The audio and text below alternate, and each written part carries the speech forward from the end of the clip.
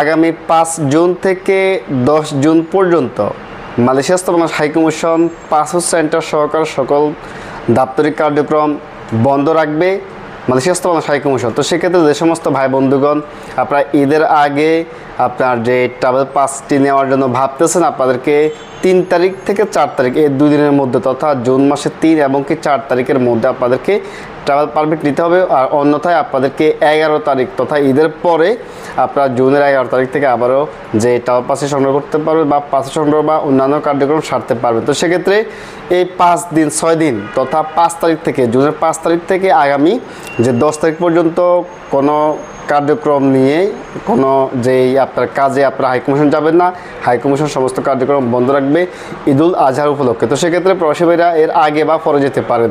আর যে সমস্ত ভাই বন্ধুগণ দেশে যাওয়ার জন্য যোগাযোগ করতেছেন, আপনারা দ্রুত হাইকমিশন থেকে ট্রাভেল পাস নিয়ে নেন। যাদের হাতে পাসপোর্টের নেই বা পাসপোর্টের মেয়াদ নেই, যারা টিকিট কাটে দিয়ে দ্রুত কম দামে এখন টিকিট রয়েছে জুলাই মাসের এবং কি জুন মাসের শেষ ভাগে, আপনারা দ্রুত টিকিটটি সংগ্রহ করে রাখুন যাতে করে কম খরচে দেশে যেতে পারেন। এবং কি আরও বিস্তারিত জানতে আমাদের স্ক্রিন বা আইডিতে পেজ নাম্বার রয়েছে, যোগাযোগ করতে পারেন আমাদের সাথে। ইনশাআল্লাহ আমরা সর্বোচ্চ সহায়তা করব। আপনাদেরকে ধন্যবাদ। আসসালামু আলাইকুম রহমতুল্লাহ।